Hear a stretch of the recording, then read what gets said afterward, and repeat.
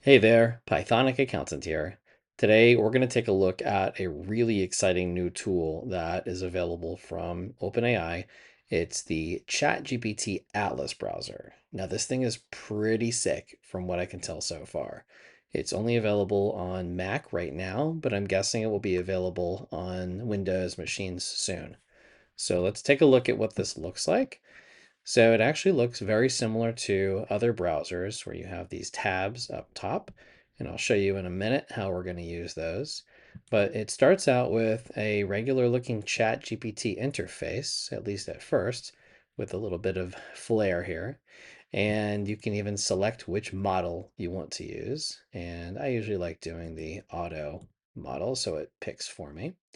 And let's go ahead and ask, what does ChatGPT Atlas do? And let's see what it tells us.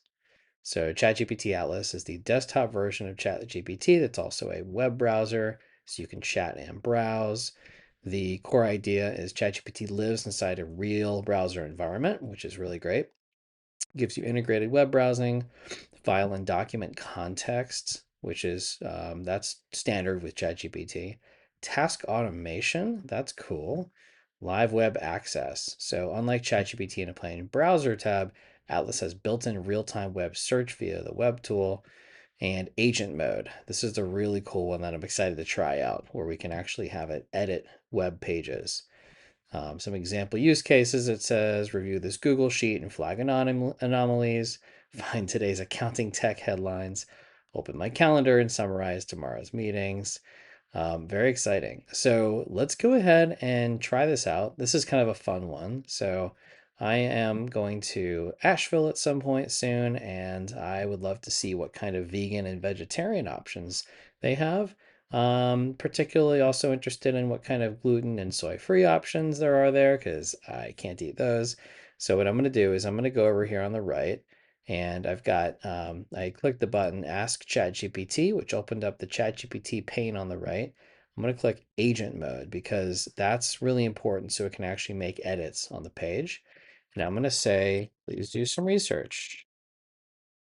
Find me, let's see, top 5 vegan and vegetarian friendly restaurants in Athens and fill out this spreadsheet for your findings.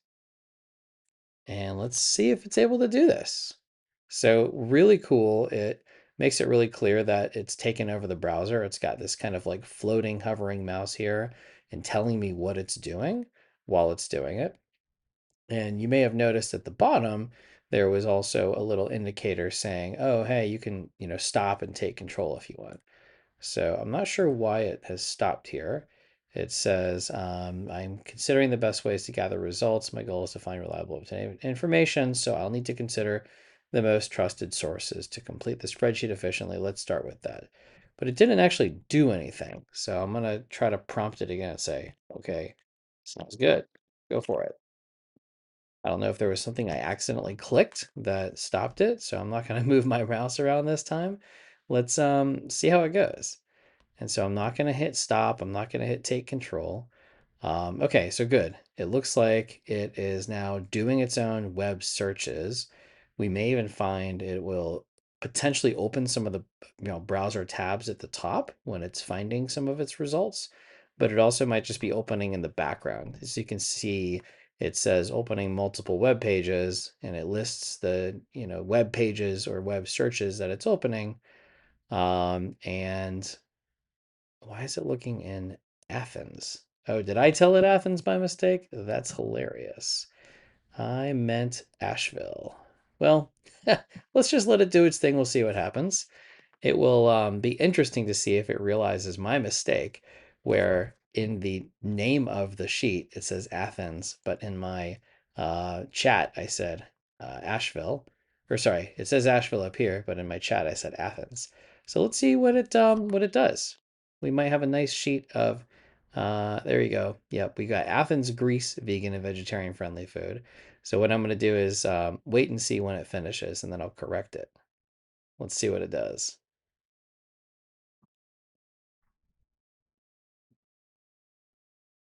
Oh, that's great. So it changed the name for me. It saw that, okay, I asked it for Athens, but for some reason the sheet name was called Asheville, so it's fixed it. Let's take a look and see what it's got. This is kind of cool. So we have a vegan beet, Athens, Mama Terra, avocado, peas, vegan and raw food, veganaki, and it's got the address for each of these places. Interesting. So this one uses TripAdvisor. So I don't know if I trust that one, but these all look like legitimate web pages. Very good. And all those look good. If you have vegan, gluten-free, amazing. And then it has the hours of operation and it has some good soy-free, gluten-free options. Very cool. This is awesome. So this was the kind of research that, I could probably do on my own, but it did it very quickly and it's pretty useful. So let's see if we can come up with some accounting options. I'm actually going to ask ChatGPT here what it can come up with. So give me a few interesting but simple to demo options for accounting, maybe research or testing we can do in this browser right now. And let's see what ChatGPT comes up with. Okay, so this is where ChatGPT Atlas shines for accountants because we can mix live data, spreadsheets, and AI reasoning in one window. That's awesome. So you've got live SEC Edgar data extraction, that makes sense. Ratio or trend analysis, NCAA, nonprofit. Let's do let's do some SEC Edgar data extraction. So let's compare a few similar companies using SEC Edgar data extraction. Focus on, let's see, let's do Tesla and a few other of its competitors. Let's look at some trends in financial ratios, but I want you to read any summaries or notes in the financials that tell the story beyond what the financials tell, and build me a little comparison analysis on what you find, if anything interesting or compelling. So this will be interesting to see what it does. A little financial statement analysis, telling the story behind it. All right. So we're doing a quick useful read of Tesla, Ford, GM, Rivian, and Lucid using their recent SEC filings. It pulled the highlights and blend ratios, margins. Interesting. Okay. So I don't know if this is really different than what I would expect to have seen in traditional ChatGPT. So I don't know that it did do anything special here, but let's see what we can do.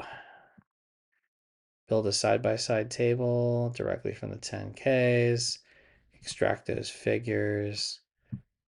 Okay, yeah, I mean, this is still helpful, but again, how is this different than traditional chat GPT? I didn't see any magic from using Atlas. Let's see what it comes up with.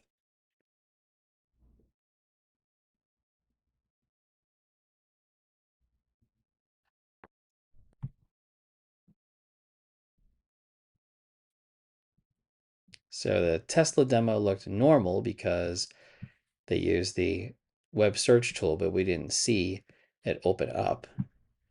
It opened up Tesla's 10K. Okay, yeah.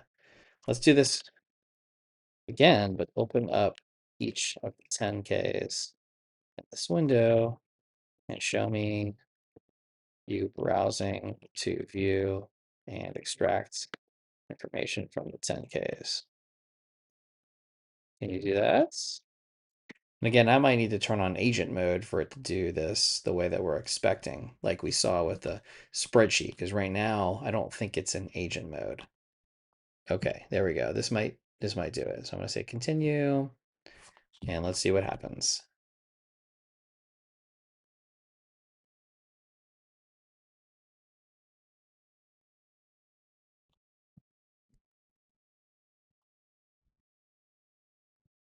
All right, here we go. So this is what I was hoping it would have done.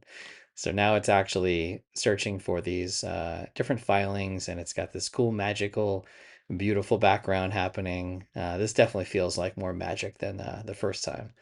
So it's now pulled open the 10K filings, and now it's going to read through them, hopefully, and pull some information out.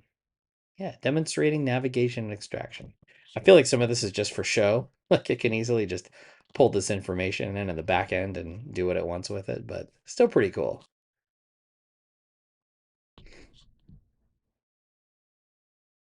Ooh, I've got an interesting idea here.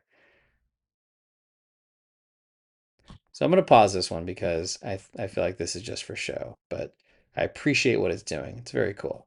So I think what I want to do here is let's close this out, start a new tab. Let's have it navigate to, let's go to codepen.io. I want to see you live code creating a simple app that shows some financial statements, analyses, and visualizations. Then I want you to review the outputs, make some edits based on what you see, show me how you can correct and improve your code based on reviewing the outputs. This will be interesting to see if we can actually see it happen. Okay, so we're going to set up the basic code structure, run it, review the outputs, identify issues, and make improvements. Final polished version. Let's do it. I want you to drive. So hopefully, again, it will open up the web browser and perfect. Yes, continue. So we're going to get to watch it in action, do some coding on codepen.io, which is basically just a web page that allows you to input HTML, JavaScript, and CSS, basically kind of build a web page and view what it looks like. So up in the top left window, that's the HTML piece. The CSS would go in the middle, JavaScript goes on the right. So the ChatGPT is now probably going to, input some stuff in either just the HTML or all three, and it'll automatically update below with what the, generated results are for that web page.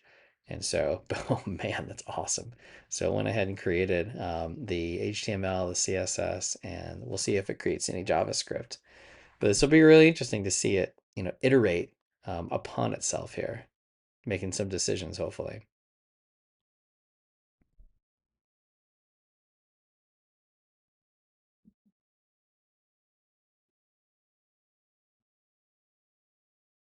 So it's interesting. It looks like it's got some JavaScript pasted in the CSS side. And yep, I think it figured it out, but it hasn't fixed it yet. Yeah, I'll try again, clicking the CSS window, using Control A to select everything, and then delete old lines, and then type the correct CSS and input the JavaScript code properly. So it got a great start with the HTML, and then it got I think it tried to start with the CSS, but now it's kind of messed that up, and it still hasn't been able to put the JavaScript over in the JavaScript window. So it's kind of funny. There we go. Now we're talking. It got it figured out. This is impressive. It's so you can kind of see it trying it, it's realizing there's a mistake, going and correcting it. And so now it sees the CSS has been typed, but it appears truncated in some places, maybe because of scrolling. There are leftover lines. Oh, that's cool. So it's going into the console, which is an ability to kind of interact with the JavaScript so it can see if there's any errors happening, or this might be the console from CodePen. That way I'll tell if there's any, errors or issues. And let's see what happens next. This is cool.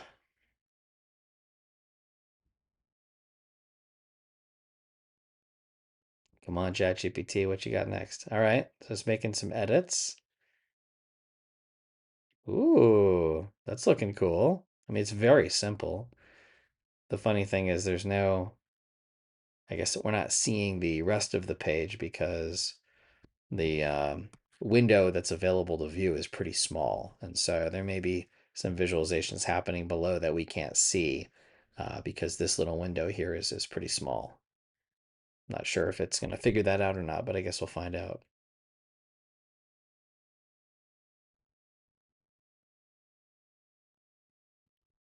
Okay, so it gave it a shot. It said I opened CodePen and created a live pen, set up simple HTML. After reviewing the output, I saw there was opportunities for improvement. Saw the first version dot display, gross profit or gross margin. The chart already compared revenues to net income. And so now it has enhanced financial statement analysis. The table includes additional metrics. The chart, let's take a look at the chart, see if we can see it. Um, and there we go. Okay, we can kind of see that. And if we, if we move this up here, oops, then we should be able to see it a little bit better. So not too bad. I mean, this is pretty basic, pretty boring, nothing too exciting, but hey, it works. It did what I asked. It gave me a financial statement analysis. It's got color coding, which is cool, and it made an improvement for itself. So I'll call this a win. So this is pretty cool. So far, I'm really impressed. I think there's a lot of interesting use cases here. The thing I'm really excited about is taking this to kind of the next level with doing testing and documentation and some of the accounting tasks that require you to be on a web browser. So if you think about traditional robotic process automation, you have to try and automate clicking and copying and pasting. Well, since so many things and applications are available on web browsers, now we have this AI capability, ChatGPT, that can view and interact with things in your web browser. So could be dangerous too if you're not careful about what you allow it to do. You don't want to accidentally wire $1 million to the wrong place. So maybe not let it do your banking transactions for you. But I think there's quite a lot of interesting opportunities. We'll definitely continue playing around here. Well, thank you. If you enjoyed this, please like and subscribe, and we will see you at the next one.